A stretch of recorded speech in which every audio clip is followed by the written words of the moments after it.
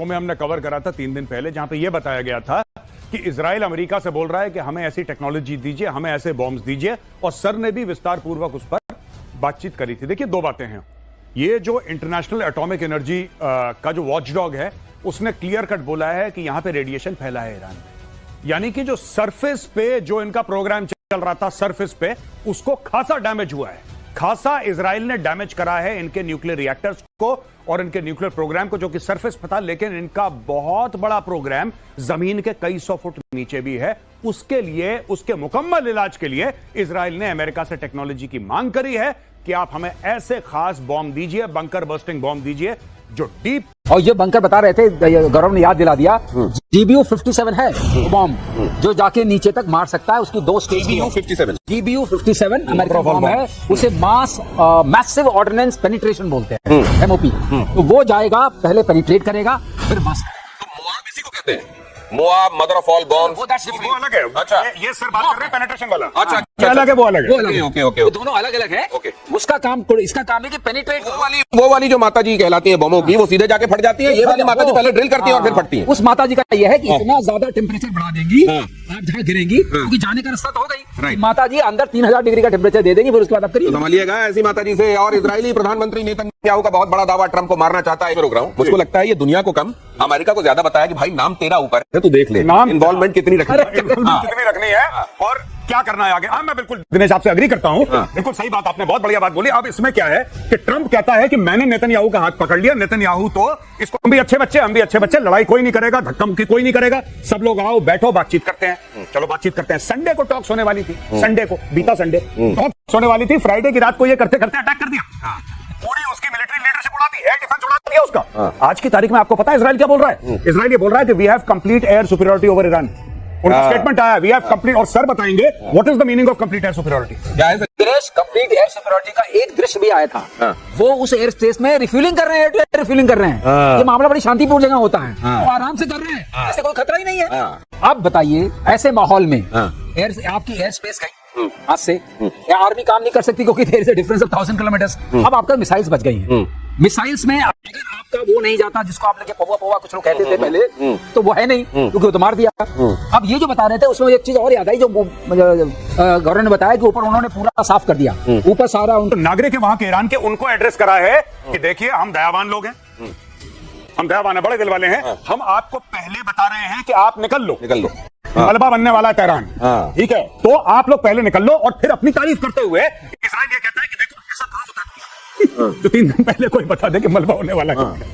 पहले से बताकर आपको निकलने का टाइम देकर, अगर आप उसमें देखेंगे, वो विजुअल्स इस समय बड़े राउंड कर रहे हैं, तो एक तरफ डिवाइडर के इस तरफ लाइनें लगी हुई हैं, उधर से आने वाली 1-2 कारें हैं जो तेहरान के अंदर एंट्री ले रही हैं। अगली खबर देखिए, खमेनेई पर अटैक करना इजराइल के लिए मुश्किल, लाबीजान के बंकर में है भाई साहब। नहीं, इजराइल, इसको देखिए, मैं आपको बात बताता हूं, बड़ी बढ़िया बात करी है इजराइलीज ने इस बारे में।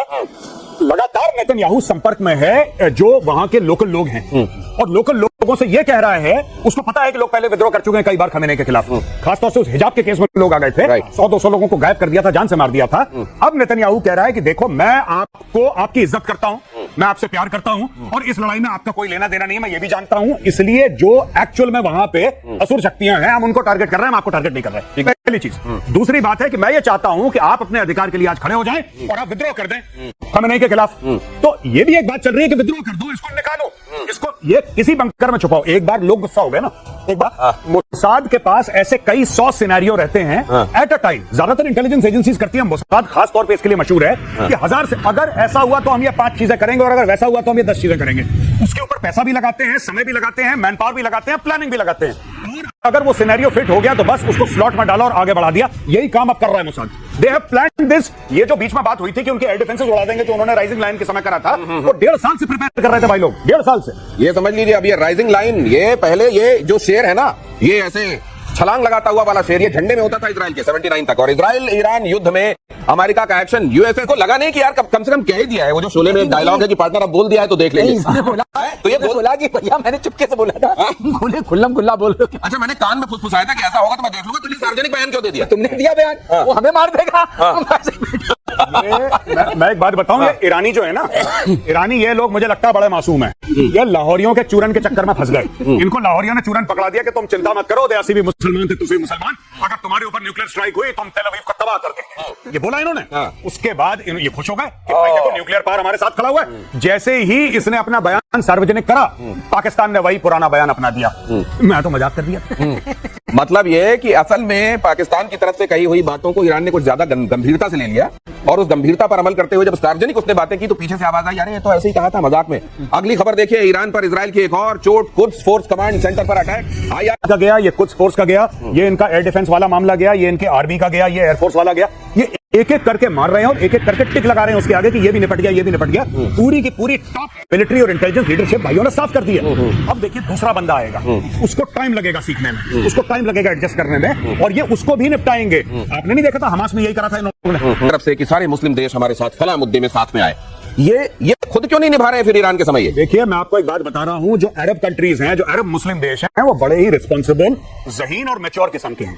ये पाकिस्तान है, ये बावला टाइप का, ठीक है। और दूसरी चीज जो पाकिस्तान कहता है न्यूक्लियर पावर, भाई साहब 140 अरब के तुम्हारे लोन हैं। मैं पाकिस्तानियों से पूछना चाहता हूं, जो गोरा तुम्हें बड़े बड़े चेक काट के देता है, आज 5 अरब ले लो, कल 10 अरब ले लो, उसके एवज। और दूसरी बात, मिडिल ईस्ट में 8 देशों में यूएस की बेसेस हैं। बहरीन में तो 5th फ्लीट है। ये क्या करेंगे?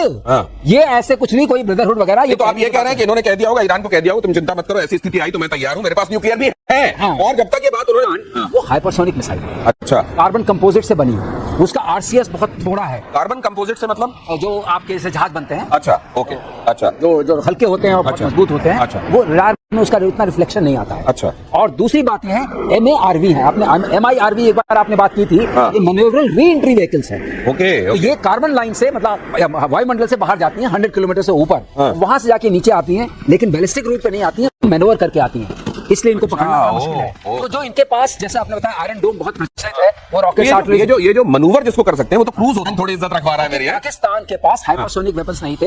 हाइपरसोनिक वेपन्स सिर्फ 3-4 देशों के पास है, रशिया के पास है, ये इवन अमेरिका के पास जो अभी है वो पूरे टेस्टेड नहीं है। अच्छा। और हिंदुस्तान के पास है। ओके, बता दें आपको, अच्छा। ऐसा नहीं कि अब पीछे हमारे पास है। तो ये वाली जो मिसाइल है इनकी, क्या इसका तोड़ इजराइल को नहीं दिख रहा है? वही मैं बता रहा था आपको, है तोड़।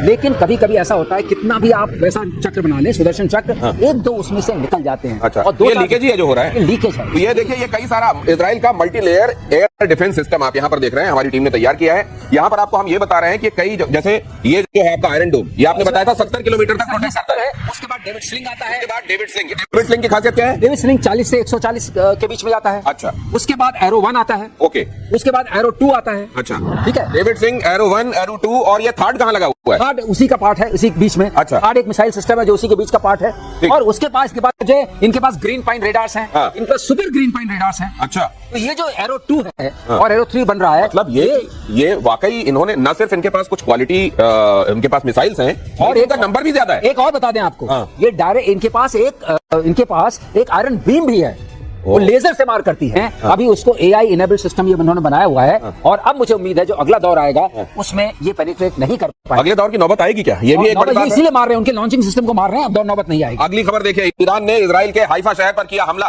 बैलिस्टिक मिसाइलें दागी, तेल रिफाइनरी में आग, हाइफा शहर में लगातार बज रहे एयर सायरन।